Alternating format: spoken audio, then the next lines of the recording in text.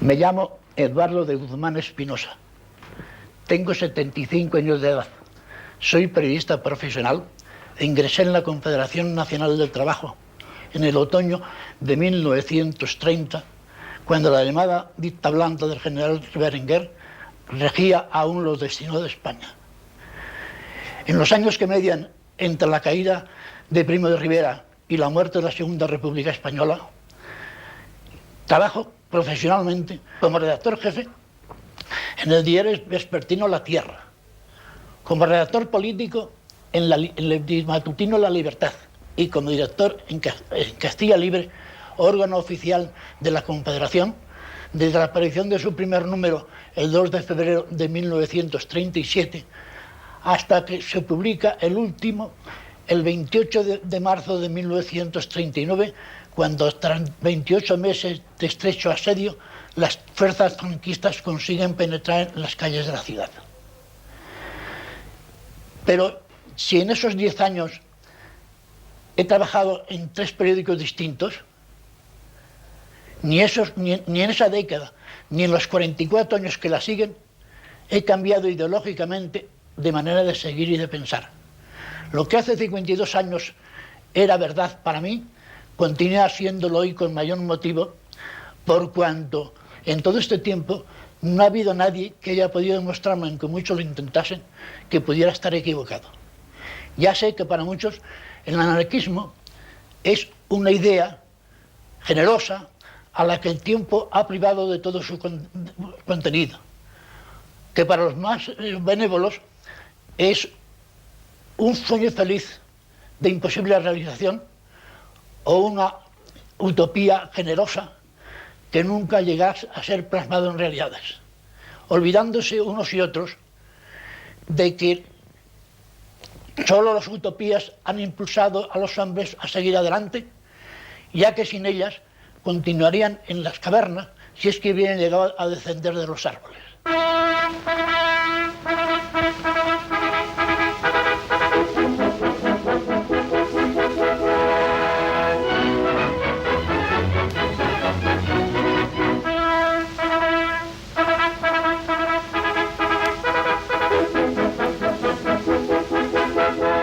Un país vivir en monarquía o en república, en sistema parlamentario o presidencialista, en sovietismo o en fascismo. Como únicamente no puede vivir es en anarquía. El día 25 de enero, nuestras fuerzas se encontraban ante Barcelona y en la tarde siguiente, la más brillante y decisiva batalla de la guerra culminaba con la entrada de nuestro ejército en la capital de Cataluña. Barcelona, envuelta en optimismo y entusiasmo, vuelve a la vida mientras los responsables de tantos y tantos crímenes y desmanes huyen precipitadamente al extranjero buscando la frontera más próxima. La importancia política y militar de la toma de Barcelona es tanta que puede asegurarse que la guerra entra en su última y definitiva fase. Hoy, al que siempre, Franco, Franco, arriba España.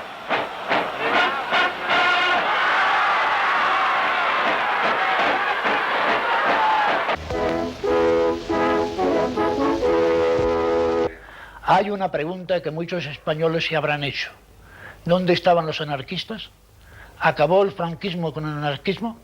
Cuando hagan ciertos elementos de que dónde estaba la CNT durante aquellos años, yo debo decirles que la CNT estaba en las cárceles, en los presidios, en las guerrillas, estaba en las calles. La CNT en la clandestinidad tuvo una época heroica, continuación de la guerra durante la clandestinidad hasta el 49, en que a mi juicio se cierra la etapa ya de la resistencia de aquella época.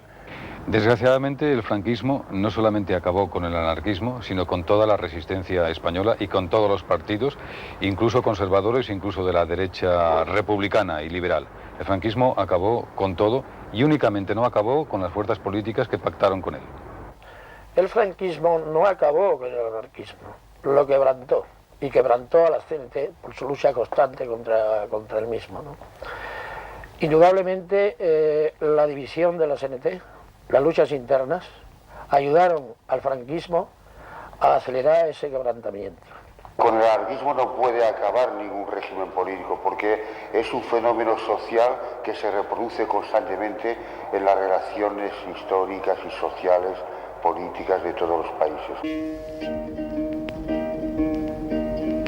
Juventud de lucha proletaria, ilusión del porvenir, de la esperanza libertaria que alumbra nuestro vivir. Es nuestro lema la anarquía, es nuestro escudo la verdad.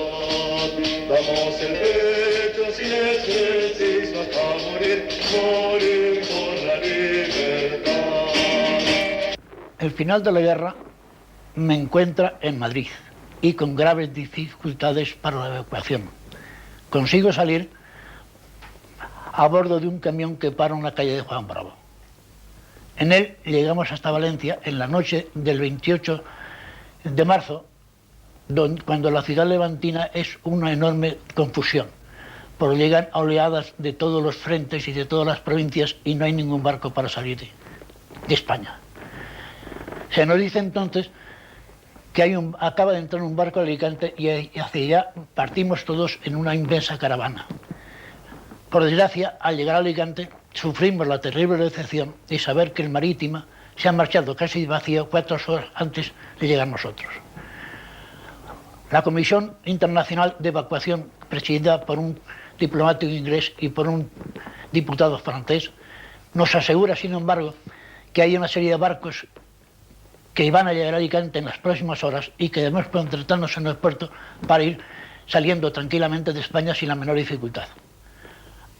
En el puerto nos concentramos todos que en el curso de la noche y a la mañana siguiente ya somos cerca de 30.000 personas. Durante 3 días estamos en el puerto viviendo la angustiosa esperanza de ver unos barcos que a veces llegan hasta el volcán del puerto y dan la vuelta sin entrar y sin conseguir confirmar nuestros deseos de poder abandonar España. Sitiados entre las ametralladoras emplazadas en el monte de Santa Bárbara y los barcos de guerra que nos apuntan con sus cañones desde el puerto, no tenemos posibilidad a ninguna defensa, sobre todo cuando hay cerca de 3.000 mujeres y niños en el mismo puerto y tenemos que entregarnos. Emprendemos la salida del puerto. Alguien murmura a mi lado: pronto envidiaremos a los muertos. Asiento sin palabras porque yo he empezado a envidiarles ya. Este es el escenario final del sueño anarquista liquidado por la guerra civil.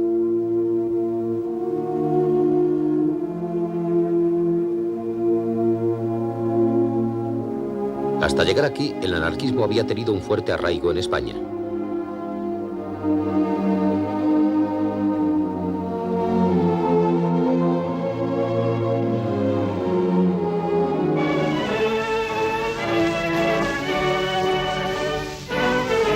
Hay una hermosa fórmula que define la filosofía del anarquismo. Los primeros anarquistas se llamaron colectivistas y el principio del colectivismo era a cada uno el producto íntegro de su trabajo. Pero se consideró que esa fórmula era injusta porque habría los viejos, habría los enfermos y habría los niños que no producían todo lo que necesitaban. Y se sustituyó esa fórmula por esta otra, más justa y más hermosa, de cada uno según sus fuerzas, a cada uno según sus necesidades.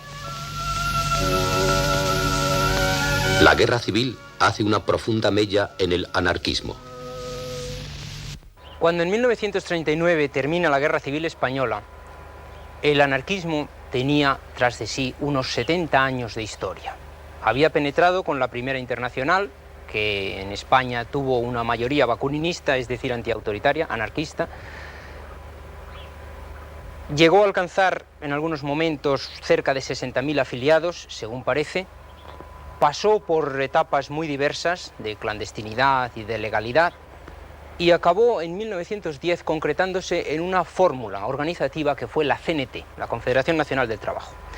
fórmula en la que se intentaba aunar dos cosas: el sindicalismo, el encuadre de la mayor cantidad posible de trabajadores, de obreros, que se asociaran en defensa de sus intereses, y la persecución de ideales revolucionarios.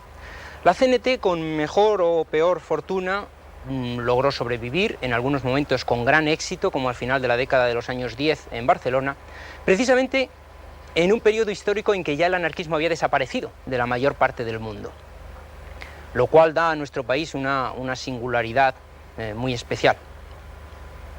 En los años de la dictadura de Primo de Rivera se crea una segunda organización, que es la FAI, una organización que pretende mantener la pureza de la llama del ideal libertario frente a posibles desviaciones sindicalistas o reformistas. Y con esta doble organización se llega a la Segunda República, durante la cual la FAI poco a poco se va apoderando de la dirección de la CNT, tanto de sus órganos de expresión, de sus periódicos, como de sus sindicatos, de las distintas direcciones de los sindicatos. La FAI es la que mantiene en general la línea insurreccional que hace que los anarquistas sean un factor de constante contestación de las tareas reformistas de la Segunda República. Lo que no tengo vergüenza en decir, lo que tengo orgullo en confesar. Los reyes de la pistola obrera de Barcelona vivíamos y actuábamos disgregados, pero hicimos una selección. Los mejores terroristas de la clase trabajadora, los que mejor podían devolver golpe por golpe, y al llegar al fin la victoria al proletariado, nos separamos de los demás compañeros, nos unimos y formamos un grupo anarquista, un grupo de acción para allá. Comienza, sin embargo, la guerra civil y se produce ahí el curiosísimo fenómeno, único verdaderamente en la historia contemporánea, de la entrada de los anarquistas en el gobierno de Largo Caballero en noviembre de 1936. Entrada con 4 ministros, entre los cuales hay no solo cenetistas, sino también faístas, como Federica Montseny y como Juan García Oliver, que habían mantenido posiciones muy radicales durante los años anteriores. Este radicalismo tuvo que verse moderado ante las exigencias pragmáticas de la guerra, de la lucha, y finalmente los anarquistas, tras los enfrentamientos de mayo de 1937 en Barcelona, fueron barridos por comunistas y republicanos y el ala moderada de los socialistas, que son los que acaban llevando la responsabilidad de la guerra en los 2 últimos años. A partir de 1939 se iniciará un periodo ya de oscuridad, de clandestinidad, de exilio, de muertes y de sufrimientos que dura 40 años. La guerra provoca la simbiosis de las 3 principales organizaciones libertarias: CNT, FAI y Juventudes Libertarias. Forman el Movimiento Libertario Español.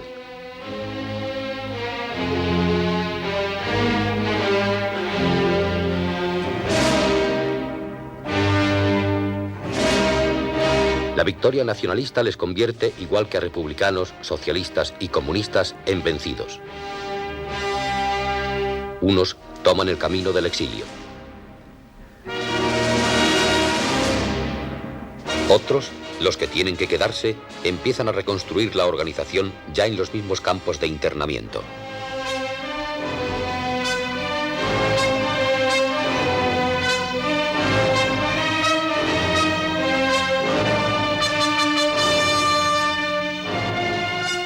Yo fui de los que no pudieron salir de España, ni siquiera llegar al campo de concentración de Alicante, donde estábamos citados todos los que el día 28 de marzo, en fin, nos encontramos, que se nos hundía todo y que no podíamos llegar a ninguna parte. Fui rápidamente detenido en Madrid, pasé por distintos campos de concentración y en todos los campos de concentración por los que yo pasé, y fueron muchos en aquellos años, lo primero que hacíamos al entrar era establecer contacto con nuestras respectivas organizaciones. Puedo asegurar que en todos los campos donde yo visité, la CNT estaba organizada, tenía una perspectiva de lucha y pretendía favorecer a todos los compañeros, formando grupos solidarios, ayudando a aquellos que se encontraban en mayor peligro para que pudieran salir del campo de concentración e incluso del país, porque estábamos relacionados con otros campos y con compañeros que trabajaban en la lucha clandestina de la calle. Esteban Pallarols Es elegido secretario general del primer Comité Nacional. A últimos del año 41, en el mes de noviembre, fui encarcelada con una demanda de extradición del franquismo y fui llevada a la cárcel de Limoges, donde el día antes había ya entrado con la misma demanda de extradición Francisco Largo Caballero. Pasamos los dos juntos ante la Cour d'Appel, que debía juzgar si era o no viable la demanda de extradición de las autoridades españolas. Pasé yo primero, porque estaba entonces yo embarazada de mi hija menor, y los abogados jugaron la carta de que no se atreverían a conceder la extradición de una mujer encinta y de que, establecido ya el precedente, sería más fácil obtener el mismo rechazo de extradición para la demanda de extradición de Largo Caballero. Y así fue. Otro importante contingente de anarquistas se refugia en América Latina.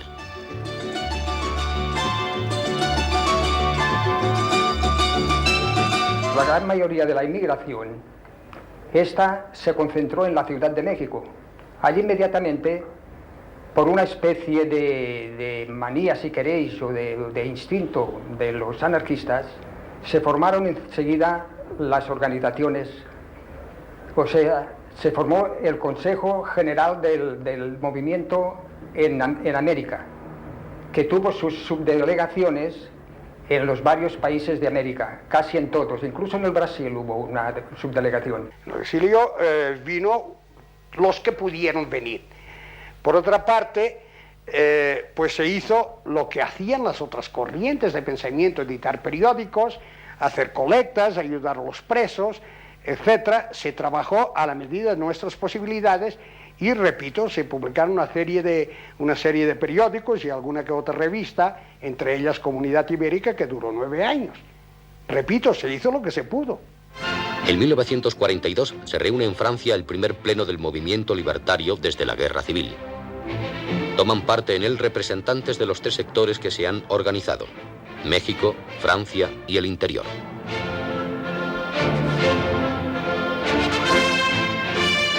En el interior de España la CNT continúa reorganizándose. En 1943 se funden los diversos comités regionales en un comité nacional único.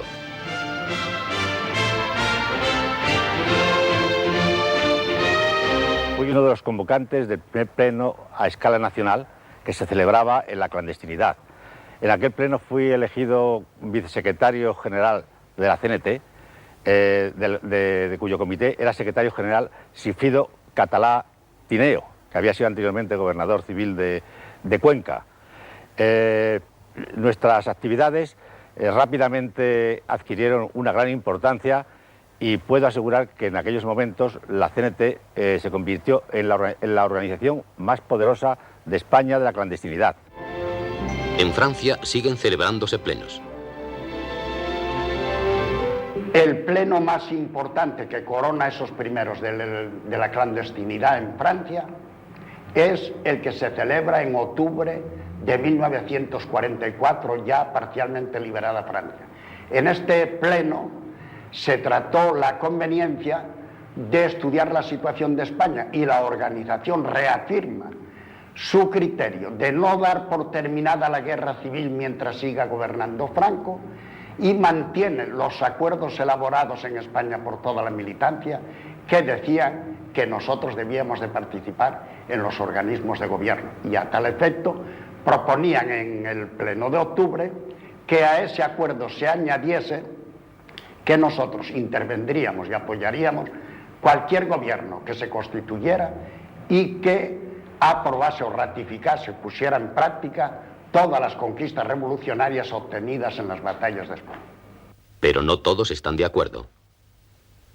Por nuestra parte, el exilio y los compañeros del interior que ya comienzan a desengañarse de las soluciones políticas y en pensar que no hay más remedio que actuar contra la dictadura en el terreno que nos es propio, el de las huelgas, el de los sabotajes, el de la tentativa de descabezar al sistema, y todo eso van actuando. A pesar de las diferentes posturas, la CNT apoya oficialmente a la Alianza Nacional de Fuerzas Democráticas, junto con monárquicos y socialistas, pero en la que no están los comunistas. Cae el 7º Comité Nacional. Es detenido su secretario general, Gregorio Gallego. Me detuvieron el día 9 de enero de 1945, cuando ya la Alianza Nacional de Fuerzas Democráticas estaba en pleno apogeo y había un proyecto, un gran proyecto para derribar el franquismo. Un gran proyecto que no se pudo llevar a cabo, a pesar de que había... yo estuve después en la cárcel con un montón de diputados de la CEDA, con el Gregorio Marañón, que fue detenido, con Ortega y Gasset, que fue amonestado por formar parte por haber firmado los documentos de la Alianza, y aquella responsabilidad, toda aquella responsabilidad caía fundamentalmente sobre los pocos miembros de las organizaciones del Partido Socialista, de Izquierda Republicana y de la CNT que formamos parte del Consejo Nacional de Fuerzas Democráticas. Con la derrota de los alemanes se da por seguro la caída del régimen franquista.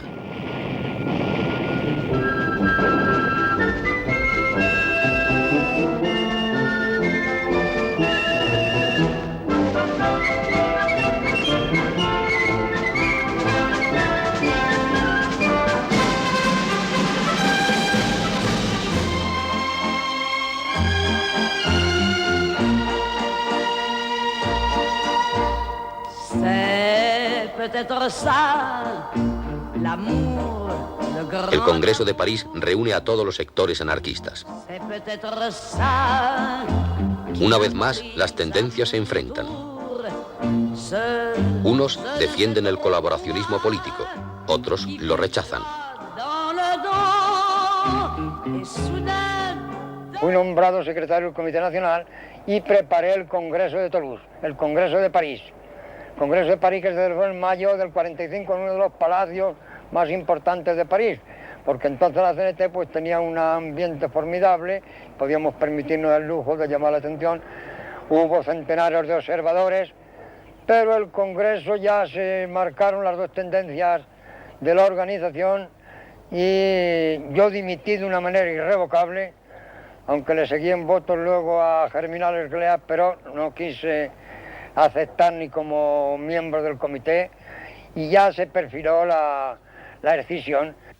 El Congreso de 1945 no tan solo no fue el inicio de la decisión, sino que él creyó haber consolidado la unidad de la CNT en el exilio en una ponencia en la que participamos 32 militantes representando todas las corrientes y que se habían comprometido a dar por liquidado el periodo de intervención política de la CNT y de colaboración política con las otras fuerzas antifascistas, aunque no renunciábamos a la colaboración en la lucha contra la dictadura.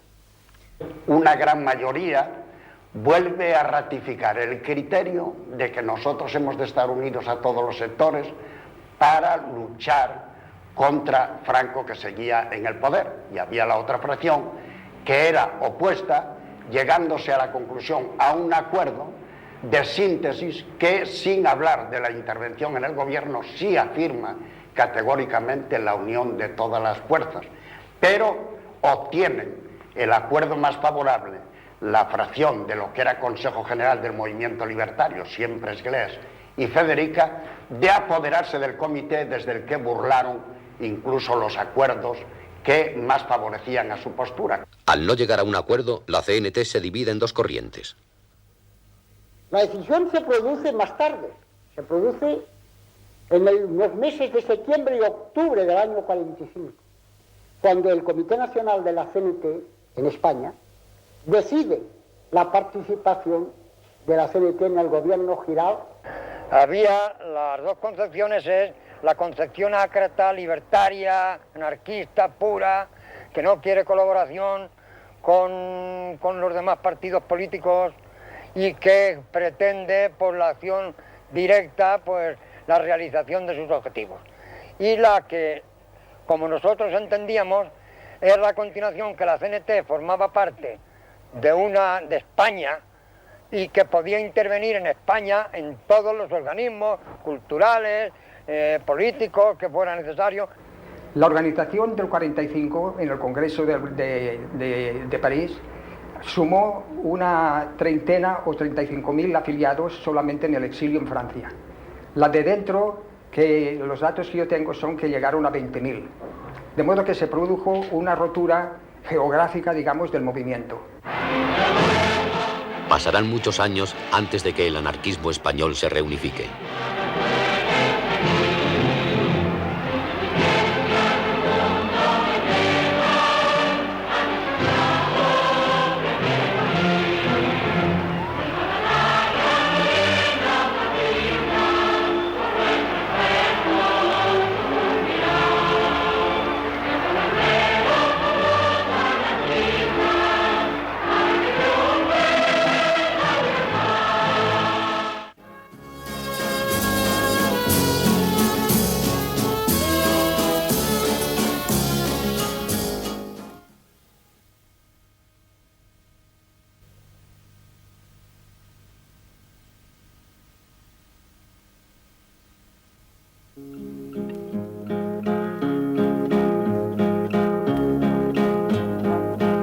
Amarrado a la cadena de la inicua explotación, con amor camina el paria hacia la revolución.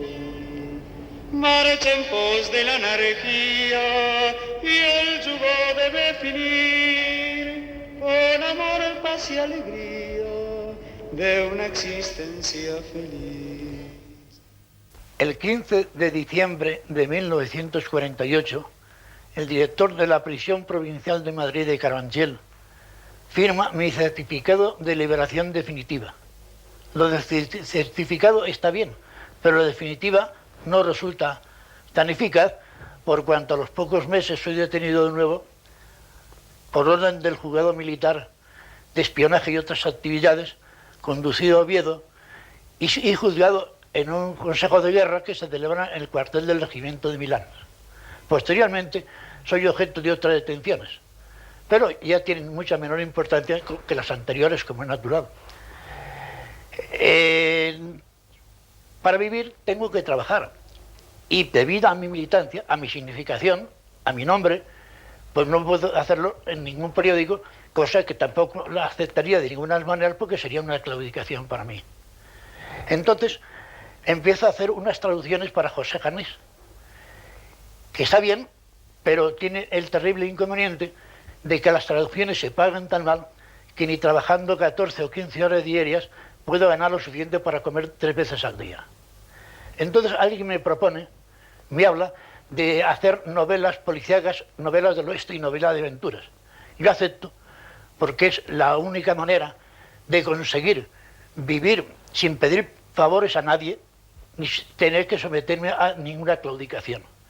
Y me paso 20 años largos escribiendo novelas del oeste, de aventuras y de policíacas con los seudónimos de Edward Woodman, Odernit y de Torny, que también es Eduardo Espinosa.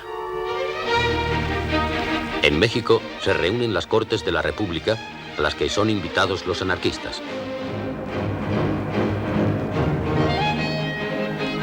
La fracción colaboracionista va a formar parte del gobierno Giral.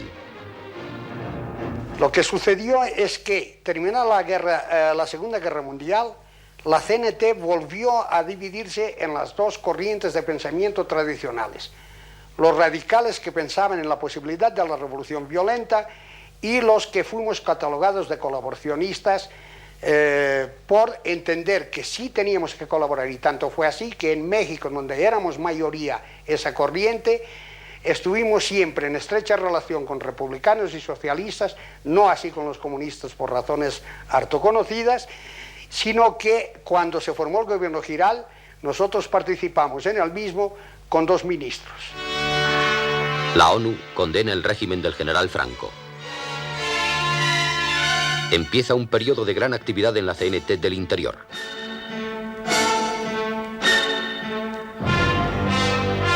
Mientras tanto, desde el exilio, la fracción no colaboracionista promueve la acción violenta contra la persona de Franco.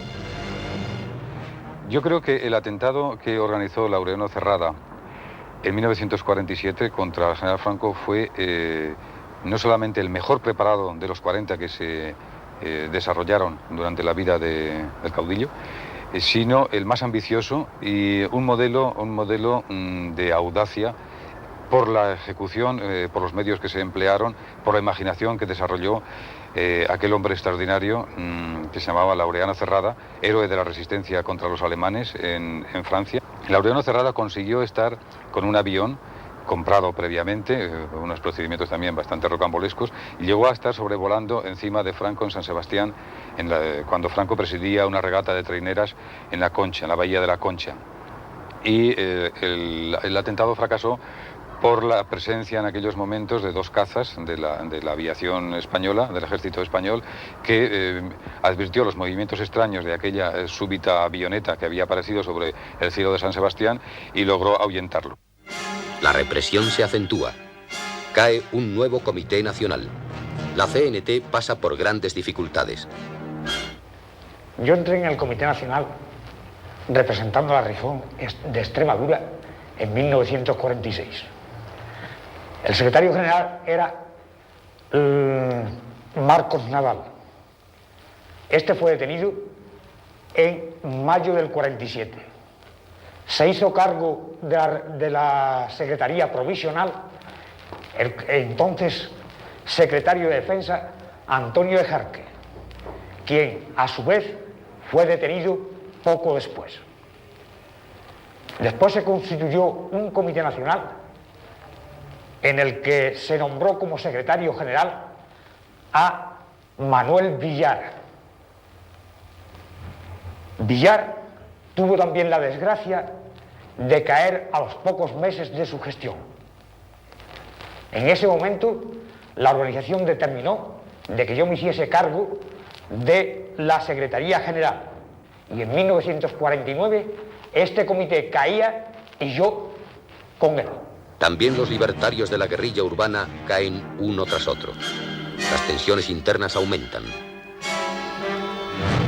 Y mientras la gente joven, en particular los que habíamos estado aquí, porque yo prácticamente estuve aquí clandestinamente desde el 44 al 48, y cuando hacíamos el paño aquí, sabíamos que aquí la lucha armada debía pasar de todas por delante. Entonces nosotros en el exilio decimos que todas las ayudas y los esfuerzos del exilio debían concentrarse en la ayuda a la lucha del interior, en la lucha armada en particular. Entonces, claro, nos enfrentamos con los digamos, pacíficos de la organización, con esos que, como mi padre, decían que el mejor amigo era un libro, lo cual es cierto, pero había otros que decían, y el mejor compañero, una buena pistola. Lo que pasa es que no hay que confundir los tiempos, hay tiempos seguramente para libros y tiempos para pistolas. 1950 significa la práctica liquidación de la guerrilla de todos los colores. Pero a la CNT aún le quedan fuerzas. En 1951 participa activamente en la huelga de tranvías de Barcelona. Hay que remontarse a la situación en que el pueblo español vivía en la época, el hambre, los últimos coletazos de las cartillas de racionamiento, la angustia de que ya se veía una dictadura prolongada, la necesidad, el trabajo casi de esclavitud que se desarrollaban en las fábricas, en los talleres y en los campos, para que surgiera en un momento dado un aumento del 50% de las tarifas en los medios de transporte urbanos en Cataluña. Bueno, concretamente en Barcelona. Cuando se da la consigna de no tomar el tranvía no se toma. Lo más importante de este hecho es que el gobierno se ve obligado a desistir del decreto de aumento de tarifas, pero en el interregno ya se había dado la consigna de huelga general total. Y tuvo un éxito extraordinario porque el pueblo, que fue una acción total del voluntarista del pueblo de Cataluña, y que tuvo una duración de 48 horas. Tras esta huelga y con la continuada represión policial y las divisiones internas, la CNT ya no levantará cabeza. En 1953 cae el 17 Comité Nacional. Yo entonces era vicesecretario y al marchar a Francia hago de secretario general, que es simplemente el llamado Comité Nacional número 17. El número 17 cae posteriormente y a continuación de este Comité Nacional las cosas se suceden de tal forma que la organización entra en un continuo declive. La CNT desaparece prácticamente como organización. En el madrileño Palacio de Santa Cruz, sede de nuestro Ministerio de Asuntos Exteriores, han cuajado los acuerdos que sellan la amistad entre las dos naciones. La Comisión Norteamericana, encabezada por los jefes de las secciones militar y económica, general Kirchner y honorable George Stern, suben la escalera principal con el embajador señor Dunn y su séquito diplomático. Una breve conversación con el señor Martín Artajo precede a la firma de los trascendentales documentos. Estos acuerdos hispano-norteamericanos abarcan 3 capítulos: convenio defensivo, ayuda para la defensa mutua y ayuda económica.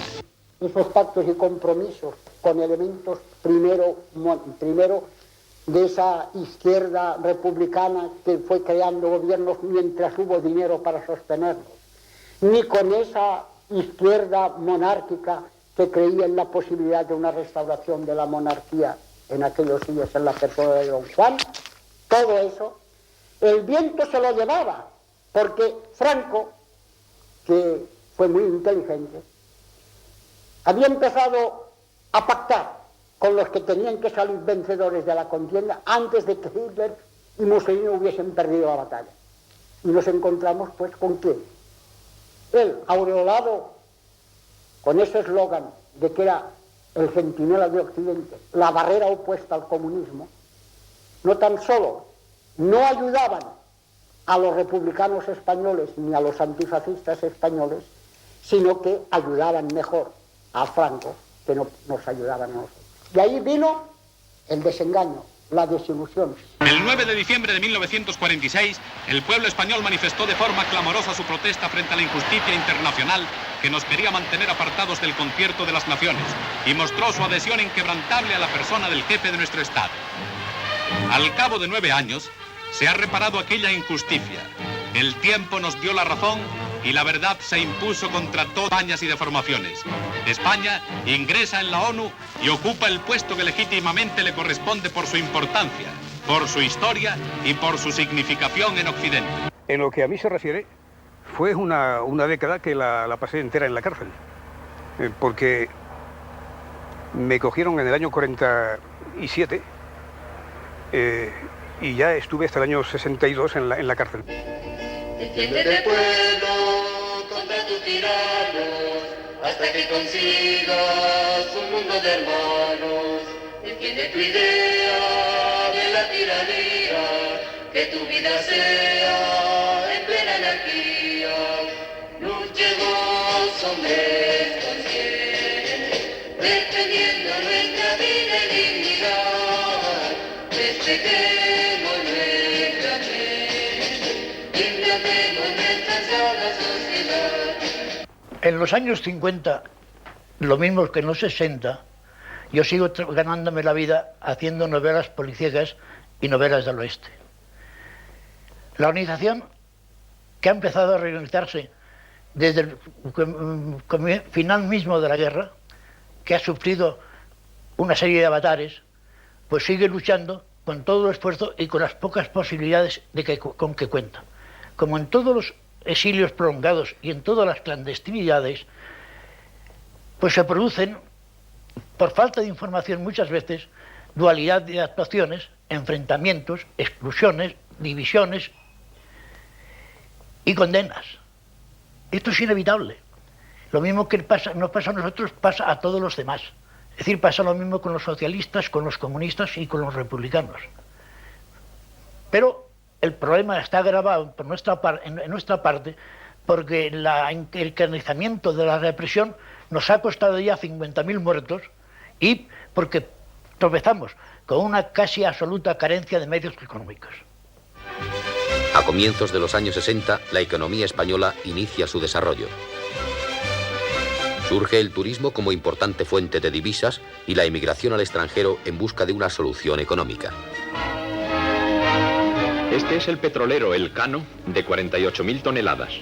El mayor buque construido hasta ahora en España, concretamente en los astilleros de Cádiz. Estos recién casados han tenido suerte al llegar al aeropuerto de Barajas, procedentes de Suiza, en un avión de la Iberia. La señora Anders, que viene en compañía de su esposo, completa el número de 10 millones de turistas. Por ello, el Ministerio de Información y Turismo les obsequia con la estancia en nuestro país durante 10 días. La feliz idea de llevar el aliento de España en el Año Nuevo a los trabajadores españoles de Alemania se hace efectiva en la capital financiera de la República Federal, Frankfurt del Main, en cuya demarcación se encuentran no menos de 12.000 operarios españoles. Las enormes naves de las factorías se convierten en escenario emocionante de España dentro del corazón de Alemania. Los anarquistas intentan superar sus discrepancias crónicas y reunifican las fuerzas del exilio y las del interior. La liquidación de esa decisión, que duró sin embargo 15 años, se consumó gracias al Congreso de Limoges, como se había resuelto el problema del franquismo en el Congreso de 1936 en Zaragoza. De ahí que nuestra organización, aunque haya escisiones, aunque haya divisiones, todas esas escisiones y esas divisiones las reabsorbe la propia organización, consiguiendo al final ponernos de acuerdo cuando los hechos dan la razón a los que realmente la tienen. Aquella unidad no fue tal unidad, porque tendría que haber existido el criterio de que ni vencidos ni vencedores, que era el espíritu del interior, y en cambio esto no se realizó. Salen algo reforzados, pero son pocos. La unión se impone, nace la ASO. La Alianza Sindical Obrera se crea a instancia de la CNT y a instancia de muchos militantes de UGT, con la idea de salvar nuestras raíces, porque ya se veía de que la prolongación del sistema no se le veía una solución rápida, y por otra parte influir un poco más de lo que ya se venía influyendo en el mundo obrero, porque nombrar las siglas pasadas asustaba al propio trabajador por temor a la represalia.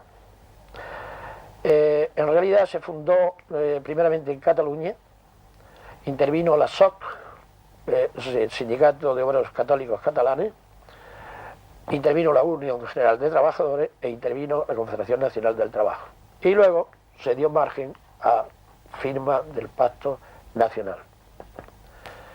Este fue el motivo esencial de la ASO, salvar las raíces. El despegue económico de España da un nuevo giro a la lucha política. Surgen en Asturias las primeras comisiones obreras. Los jóvenes libertarios, por su parte, intentan reorganizarse. Bueno, pues coincidiendo con esta nueva dinámica de toda la izquierda, se desencadena dentro del movimiento libertario y dinamizado por la actuación de las juventudes libertarias, una acción radical contra el franquismo que verdaderamente toma mucho auge, hasta el punto de que hay más de 200 expedientes, hay el agarrotamiento de Delgado y de Granados en el año 63, yo mismo caigo en el 66 y soy detenido, paso por varias cárceles, me codeo ahí con toda la gente detenida, Partido Comunista, ETA, lo que iba a ser el PCML, FRAP y todo esto, ¿no? Y en este sentido podemos decir que en la década de los años 60, y es concretamente en el aspecto de acción radical contra el franquismo, las juventudes libertarias son los que llevan todo el peso en toda España de este planteamiento contra el franquismo.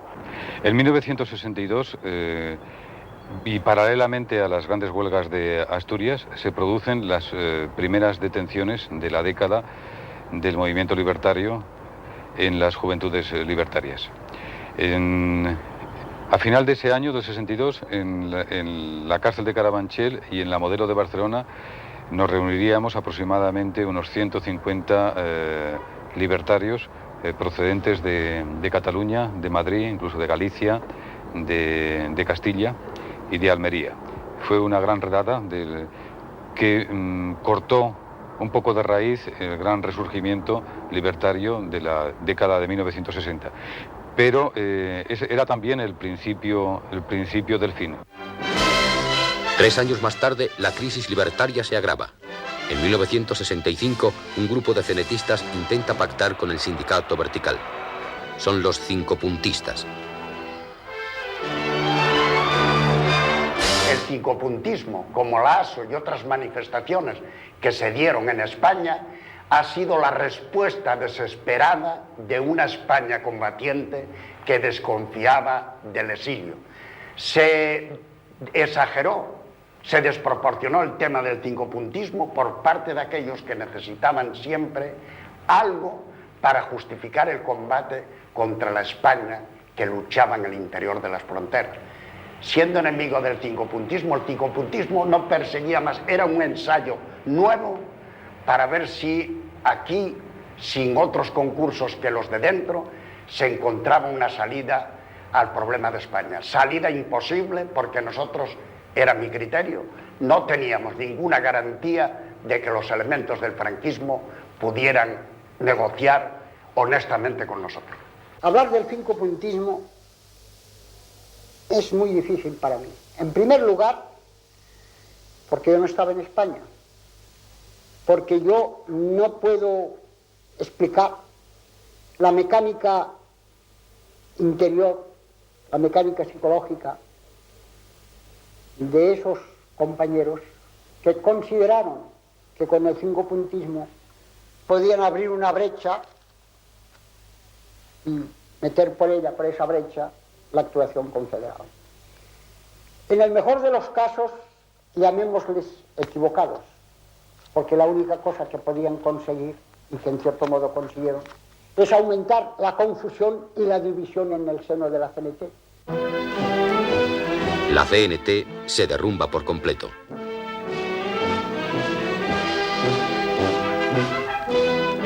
España, mientras tanto, continúa el desarrollo económico. Son los felices 60. Los carteles expresan las aspiraciones y la gratitud de la comarca. Como parte del programa previsto, y para demostrar con el ejemplo que no existe peligro de radioactividad en esta zona costera, el ministro señor Fraga Iribarne, el embajador de Estados Unidos y el jefe de la región aérea del Estrecho se dan un buen baño, pues así lo permite la benignidad del clima a pesar del invierno.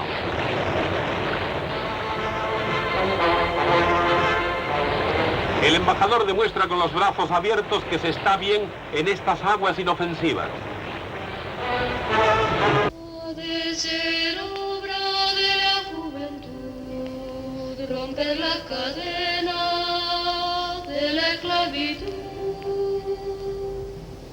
hacia otra vida mejor, donde los humanos gocen del amor. Debe las mujeres de colaborar en la hermosa obra de la humanidad.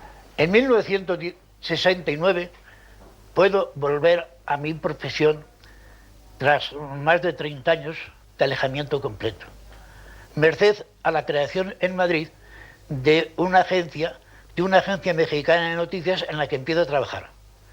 Puedo incluso ya firmar con mi nombre y colaborar en una revista literaria que se llama Índice. Poco después empiezo a colaborar de una manera asidua y permanente en otras publicaciones, esencialmente en Triunfo y en Tiempo de Historia, en las que soy colaborador suyo hasta su desaparición en 1982. En este tiempo se producen episodios dramáticos como la ejecución o el fusilamiento de Puig Santich, y como después, el 27 de septiembre de 1975, en que Franco, agonizante, firma las últimas 5 sentencias de muerte. Tras 2 años después de la muerte de Franco, la CNT disfruta de un periodo de tolerancia, de permisividad. El estallido del Mayo francés deja profunda huella en las nuevas generaciones.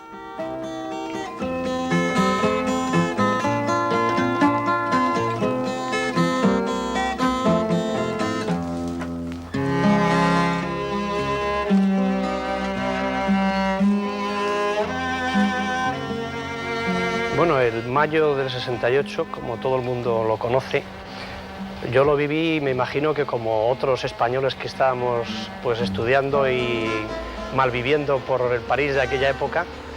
Yo estudiaba psicología y trabajaba también, y bueno, pues estuve con otros que después he conocido aquí de profesores en la universidad y de alumnos y de profesionales en las barricadas de Saint-Michel y en los desalojos de la Facultad de Psicología y en otros acontecimientos de por entonces.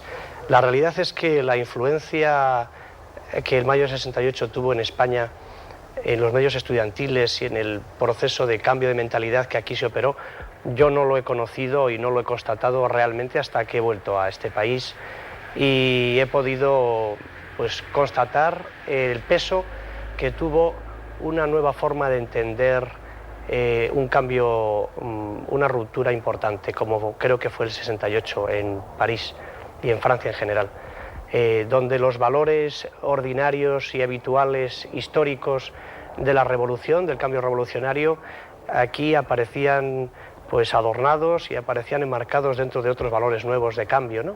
Como era la exaltación de la imaginación, la exaltación de la libertad del individuo frente al sistema y frente a las instituciones, y sobre todo la adscripción a la lucha por el cambio de sectores que no habían estado nunca incardinados en él, como fueron los estudiantes y jóvenes profesionales en general.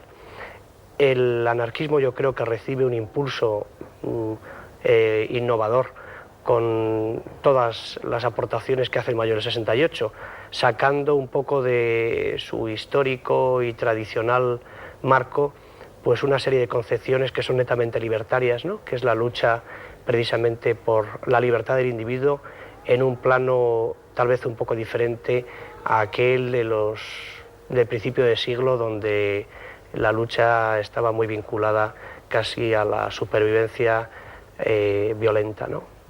Es importante en este contexto decir que el anarquismo que surge en las universidades españolas fue un anarquismo que surgió por vía espontánea en el contexto de la rebelión juvenil de esta década contra el establishment capitalista, y no surgió como continuador orgánico de la Confederación Nacional del Trabajo o de la FAI. Es decir, fue un fenómeno muy curioso de radicalización espontánea de un grupo de estudiantes que no aceptaban otras tácticas de la izquierda y que se fueron por esta vía ácrata. De todas maneras, precisamente por esta vía espontánea y tal, no tuvo, en el plano organizativo, no tuvo una gran base y tampoco duró mucho. Se desmoronó bastante fácilmente. El final de los grupos cercanos al anarquismo que se forman en estos años puede simbolizarse en la ejecución de Salvador Puig-Antich. Puig-Antich, como tantos otros jóvenes de la época, al principio de la década del 70, fueron muchachos admirables, puesto que en lugar de dedicarse a otros menesteres, como hace incluso la juventud de nuestros días, se arriesgaron, se sacrificaron, lucharon, se esforzaron porque la libertad en este país viniera cuanto antes. Pero en cuanto a la repercusión política de su grupo, tuvo poca o ninguna, desgraciadamente ninguna. Es decir, si Puig-Antich no hubiera sido tan brutalmente ejecutado como lo fue, tan bárbaramente ejecutado en aquel año, con aquella soledad en que murió, donde muy pocas, escasísimas voces se alzaron para impedir su muerte, si no hubiera sido ejecutado de aquella manera tan terrible, hoy no se hablaría de su grupo y el pobre Puig-Antí pues estaría actualmente ejerciendo la profesión que quería, la de médico. Franco cae enfermo. El régimen se tambalea. Los colectivos de jóvenes libertarios que han ido surgiendo en el interior deciden apoyar la reconstrucción de la CNT.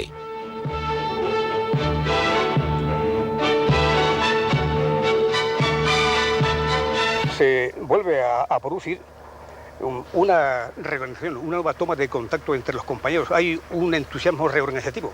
Hay que tener en cuenta que no es el primer comité nacional, que desde el 72, después del periodo del 66, en que hay un vacío de 5 o 6 años, desde el 72 están funcionando, pero solamente de una forma nominal, comités nacionales y estructuras organizativas.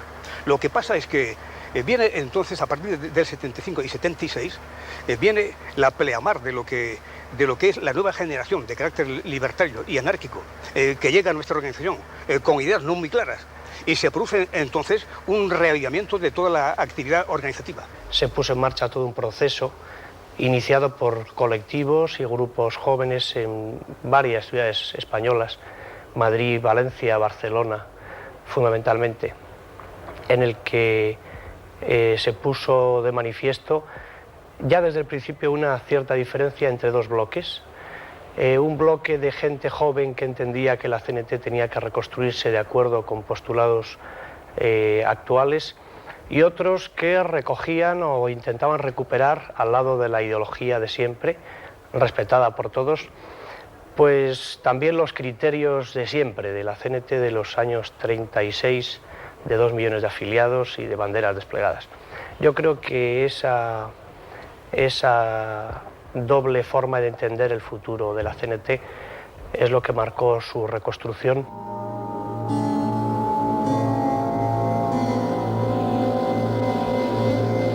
Después de la muerte de Franco, exilio e interior, viejos y jóvenes, radicales y moderados, trabajan por el resurgimiento de la CNT.